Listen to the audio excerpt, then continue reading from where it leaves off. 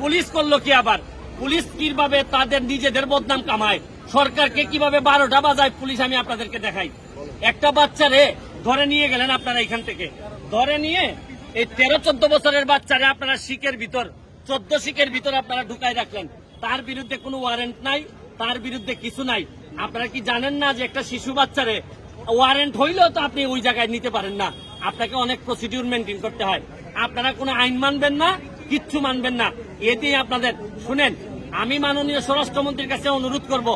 আশ্চর্য বিষয় মাননীয় স্বরাষ্ট্রমন্ত্রী, আপনি আজকে দেখলাম মিডিয়াতে যে আপনি নাকি বলছেন যে একটা সিদ্ধান্ত পুলিশের জায়গা রিপ্লেস করার পর কাজ হবে, অথচ আপনার কথা না শুনে এরা দেখেন এই যে টানা কাজ করে যাচ্ছে।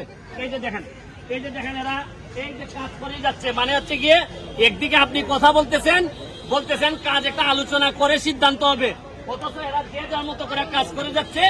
আর প্রতিটা মানুষ এই জায়গায় আসলে থ্রেট দিতেছে।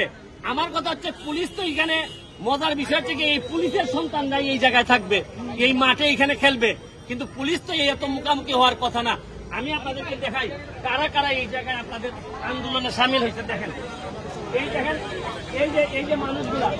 এই যে মানুষগুলা এরা সকালবেলা ফজরের নামাজের পরে এই জায়গায় হাঁটতে আসে, এদের আর কোনো জায়গা নাই। আমি ছোট্ট একটা ইন্টারভিউ নেই, আপনারা এখানে কিন্তু নামাজের পরে আইসা হাঁটাহাঁটি আপনাদের কি কাজে লাগে? কাছে আসো।